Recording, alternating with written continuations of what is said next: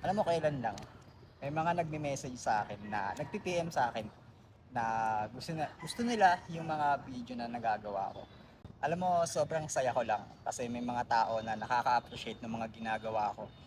Tapos, I mean, yung mga tumatakbo lang sa isipan ko, ilalagay ko lang naman sa video. Ginagawan ko lang ng kwento. Kasi meron akong journal na kung saan doon ko nilalagay lahat. Lahat ng nararamdaman ko, lahat ng gusto kong mangyari. Yun lang, gusto kong ikwento kasi guys, dumadami na kayo. Dumadami na kayo kasi naka-appreciate nyo yung ginagawa ko. Kaya talaga yung gusto ko eh. Yung mag-isa lang ako sa lugar. Nagagawa ko yung gusto ko, men. Walang pipigil sa'yo eh. Pakiramdam na walang pipigil sa'yo. Though may mga taong nanonood talaga sa akin din na silent lang. Silent lang sila pero natutuwa sa ginagawa ko. Sobra lang na nakakataba ng puso kasi akala ko walang may pakialam. Wala lang. Gagawin ko lang to kasi gusto ko, kasi masaya ako, kasi gusto kong lagyan ng gusto kong lagyan ng buhay yung mga sinusulat ko, yung tumatakbo sa isipan ko, gusto kong pakawalan. Ganun yung pakiramdam. And then may humingi sa akin ng tip someone, kilala niya kung sino yan. Isa sa mga sinagot ko doon, do what your heart wants. Kasi bulong yan sa'yo ng future self mo na kailangan mong simulan. Bulong yan sa'yo ng future self mo na kailangan mong simulan. Sa akin sa akin lang naman. Kasi meron akong thoughts na meron tumatakbo sa isipan ko na may taong naghihintay sa akin sa dulo. Meron naghihintay sa akin sa dulo yung future self ko na sinasabi sa akin na gawin mo to, gawin mo yan kasi kapag ginawa mo to magiging ako ikaw. Ganon yung pakiramdam.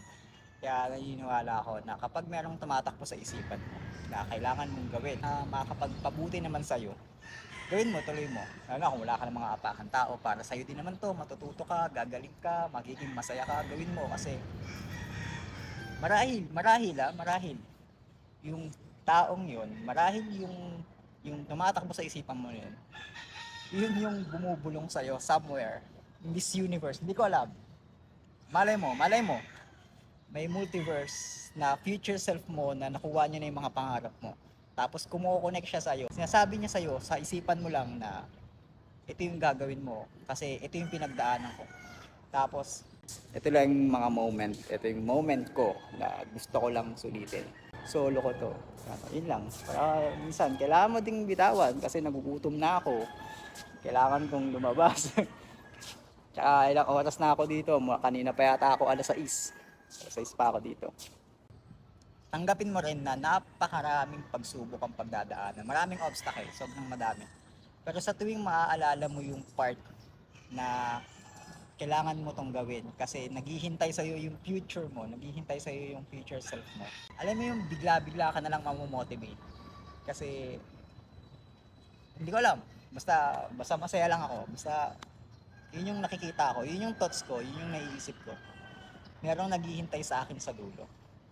Merong future self na nakuha na yung pangarap ko. Tapos sinasabi niya sa akin, sa isipan ko na ituloy mo to. Ituloy mo lang. Huwag ka susuko, naniniwala ako sa'yo.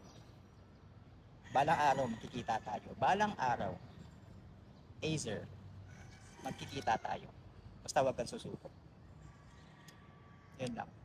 So yun lang. Yun lang guys. Maraming salamat. Sana tinapos mo tong video na to.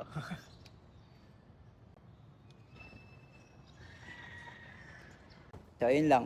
So maraming salamat guys. Peace out.